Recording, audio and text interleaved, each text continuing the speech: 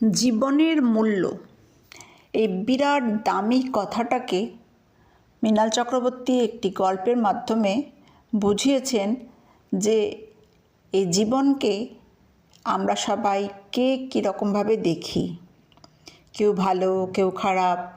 সেই প্রসঙ্গে তিনি একটি গল্প বলেছেন, জীবনকে কে কীরকমভাবে মূল্য দেন। জয় গুরু। প্রিয় ভাই বোন বন্ধু গুরুজন সকলকে আন্তরিক শ্রদ্ধা ভালোবাসা জানিয়ে আজকের ভিডিও শুরু করছি। আজকে আমরা শুনব আমরা জীবনকে কিভাবে মূল্য দিই বা জীবনের মূল্য কিভাবে নির্ধারণ করি। একটা ছোট বাচ্চা তার দাদুকে জিজ্ঞেস করে, আচ্ছা দাদু, জীবনের মূল্য কী? 7 বা 8 বছরের ছেলেকে জীবনের মূল্য কিভাবে বোঝাবেন ভেবে না পেয়ে দাদু তার হাতের একটা আংটি খুলে দেন। আংটিতে একটা লাল রঙের পাথর ছিল। সেই পাথরটি খুলে ছেলেটির হাতে দিয়ে বলেন, রাস্তায় যার সঙ্গেই দেখা হবে তাকে এটা দেবে এবং জিজ্ঞেস করবে এর জন্য কত মূল্য দিতে সে রাজি।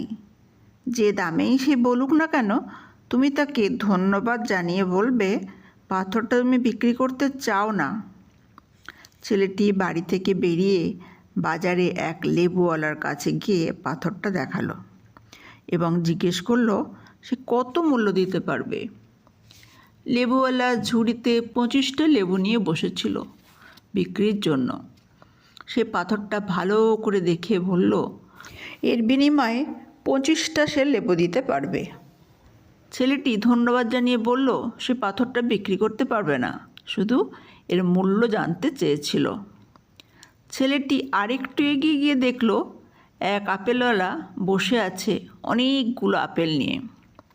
ছেলেটি গিয়ে তাকে জিজ্ঞেস করলো সে পাথরটি কিনতে চায় কি না।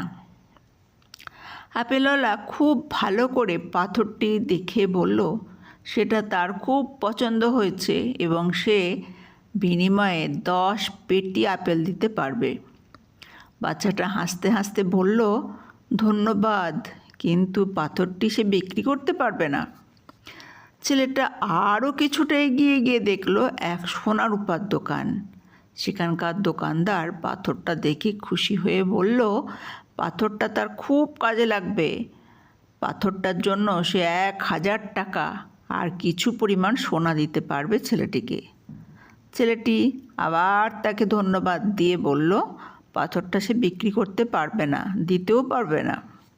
তারপর সে গেল একটা পুরানো দামি পাথরের দোকানে। সেখানে যে মুহূর্তে সে পাথরটা দেখালো তখন দোকানদার আতশ কাঁচ এবং বিভিন্ন রকমের যন্ত্র দিয়ে দেখলো পাথরটাকে। যত দেখতে লাগলো তিনি তত কাঁদতে কাঁদতে বললেন, এই পাথর তুমি কোথায় পেলে? এই পাথরের মূল্য দেবার সামর্থ্য আমার নেই। আমার সারা জীবনের অর্জিত অর্থ দিয়েও আমি এটিকে কিনতে পারবো না। বাচ্চাটা কিছুই বুঝতে পারল না। কিছুই বুঝতে না পেরে বলল, ধন্যবাদ, আমি পাথরটি বিক্রি করব না, শুধু এর মূল্য জানতে এসেছিলাম। পাথরটা নিয়ে সে ছুটে দাদুর কাছে গিয়ে পুরো ঘটনাটা বলল। দাদু হাসতে হাসতে বললেন, দেখো, লেবুওয়ালা লেবুর মতো করেই পাথর বিচার করেছে, আপেলওয়ালাও তাই, এবং স্বর্ণকারও একই রকম। কিন্তু যে সত্যি পাথর চেনে সে কাঁদতে কাঁদতে বলেছে এই পাথরটি অমূল্য, তার সঞ্চিত পয়সা দিয়েও সেই পাথরটি কিনতে পারবে না। আমাদের জীবনটাও অনেকটা এই রকম। যদি কেউ আপনার মূল্যায়ন করতে না পারে সেটা তার অক্ষমতা, আপনার নয়। আপনি হলেন একটা মূল্যবান পাথরের মতো। আপনার মূল্য এতটাই যে কেউ আপনার মূল্য ধার্য করতে পারবে না। নিজেকে এরকম একটা অমূল্য পাথরের মতো করে ভাবুন, তাহলে জীবনের প্রতি মুহূর্তকে আরও অর্থপূর্ণ করে তুলতে পারবেন। দেখার ধরন, আমাদের জীবনের প্রত্যেকটি ঘটনা 2 রকমের হতে পারে, ভালো অথবা খারাপ। যখন কোনো ভালো মুহূর্ত আসে আমাদের জীবনে, আমরা সেটাকে সাধারণভাবে 2 ভাবে দেখি। ধরা যাক একটি ছোট ছেলে বা মেয়ে পঞ্চম শ্রেণীতে পড়ে। সে ক্লাসের পরীক্ষা যেমন একটা ইউনিট টেস্টে অঙ্কে 10-এর মধ্যে 9 নম্বর পেয়েছে। পরীক্ষার এই ফল জানার পর তার দাদু খুব খুশি হয়েছেন। সবাইকে তিনি বলে বেড়াচ্ছেন নাতি বা নাতনি খুব ভালো ফল করেছে পরীক্ষায়। ওকে তিনি আইসক্রিম কিনে দিয়েছেন, বেলুন কিনে দিয়েছেন। এরপর যখন বেলুন হাতে নিয়ে সে দাদুর সঙ্গে বাড়িতে ঢুকছে, তখন দাদুকে তার মা জিজ্ঞেস করলেন, আজ তুমি এসব কিনে দিয়েছো, কি হয়েছে? দাদু উত্তর দিলেন, আজ সে পরীক্ষায় 10-এ 9 নম্বর পেয়েছে তাই। তখন মা বললেন, তো কি হয়েছে? ক্লাসের একটা সামান্য ইউনিট টেস্ট, তাতে 10-এ 9 পেয়েছে, আর তুমি ওকে এসব কিনে দিলে? এভাবে সব কিছুতে গিফট কিনে দিলে তো সে বড় হতেই পারবে না কোনো দিন। আরও কত বড় পরীক্ষা আসবে ওর জীবনে, তখন না হয় কিনে দিও। অর্থাৎ একটা ভালো ঘটনাকে দুজন দুরকমভাবে দেখছেন। দাদু এই ভালো মুহূর্তটাকে ভেবেছেন এরকমই স্থায়ী হবে, আর মা ভেবেছেন এটা সাময়িক। আজ ভালো হয়েছে বলে কাল যে খারাপ হবে না তার কোনো নিশ্চয়তা নেই। তাই যখন বড় হয়ে ভালো করবে তখন দেখা যাবে। অর্থাৎ দুটো ক্ষেত্রে মানসিকতা সম্পূর্ণ আলাদা। খারাপ ঘটনার ক্ষেত্রেও একই জিনিস করতে পারে। ধরা যাক ছেলেটি বা মেয়েটি পরের ইউনিট টেস্টে খারাপ ফল করলো, 10-এ মাত্র 3 নম্বর পেল সে। তখনও দাদু বললেন, এটা কোনো ব্যাপারই নয়, তিনিও স্কুলে পড়ার সময় কয়েকবার খারাপ রেজাল্ট করেছিলেন, কিন্তু পরে কিন্তু বড় কলেজে এবং বিশ্ববিদ্যালয়ে পড়াশোনা করার সুযোগ পেয়েছেন, পিএইচডি করেছেন।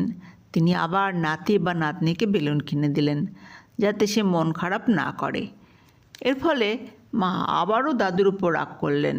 খারাপ ফল করার পরও গিফট দেবার অর্থ হলো সে পরীক্ষায় আরও ভালো ফল করার চেষ্টা করবে না।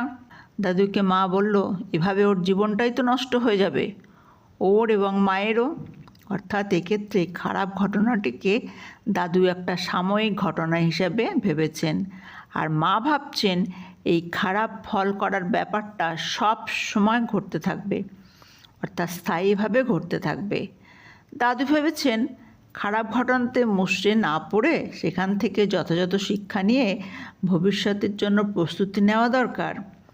আর মা ভেবেছেন উল্টো। খারাপ রেজাল্ট করার সমালোচনা করে তিনি বলেছেন, এখন খারাপ করা মানে সবসময় খারাপ হতে থাকবে। আমরা তাহলে বুঝতে পারছি যারা ভালো ঘটনাকে স্থায়ী বলে ভাবতে পারেন আর খারাপ ঘটনাকে সাময়িক বলে ভেবে নিতে পারেন, তারাই নিজেদের ক্ষমতা ক্রমশ বাড়িয়ে তুলতে পারেন। এরাই বিকাশমুখী, অর্থাৎ গ্রোয়িং মেন্টালিটি। এরা খারাপ সময়ের অভিজ্ঞতা থেকে শিক্ষা নিয়ে যাবতীয় বাধা বিপত্তি অতিক্রম করে নিজের সেরা প্রচেষ্টাটা দিতে পারেন। এদের সংখ্যা খুবই কম, মাত্র 10% মানুষের এই ধরনের মানসিকতা থাকে। বাকি 90% মানুষ, যাদের উদাহরণ আমরা চারপাশের মানুষদের মধ্যে প্রায়ই দেখতে পাই, এরা ভালো ঘটনাকে সাময়িক হিসাবে দেখেন, খারাপ ঘটনাকে স্থায়ী বলে ভেবে নেন। খারাপ কিছু ঘটলে এরা ভাবেন তাদের ভাগ্যদোষে এরকম হয়েছে, শুধু তাদের জীবনে এরকম হয় ইত্যাদি। আসলে ঘটনাগুলোকে ভুলভাবে নিচ্ছেন বলেই এদের মানসিক কষ্ট কখনো দূর হয় না, কারণ এদের মানসিকতা বদ্ধমূল ধারণার, অর্থাৎ ফিক্সড মেন্টালিটি বশবর্তী হয়ে থাকে। অনেক মানসিক সমস্যার ক্ষেত্রে দেখা গিয়েছে আসল কারণটা হলো এই। আমাদের মনে রাখা দরকার, আমরা যেরকম চাই সেভাবে ঘটনা যে সবসময় ঘটবে তা নয়। অনেক সময়ই আমরা যা আশা করছি তার উল্টোটাও ঘটতে পারে। অতএব আমাদের সব সময় জীবন থেকে শেখার মানসিকতা থাকা চাই, তাহলেই আমরা বিবিধ মানসিক সমস্যা থেকে অব্যাহতি পেতে পারি। ধন্যবাদ। তোমরা জীবনকে কিভাবে দেখো তা কমেন্টে জানাও। আমাদের ভালো সময় বেশি না খারাপ সময় বেশি, সেটা তোমাদের দৃষ্টিকোণ থেকে তোমরা জানাবে।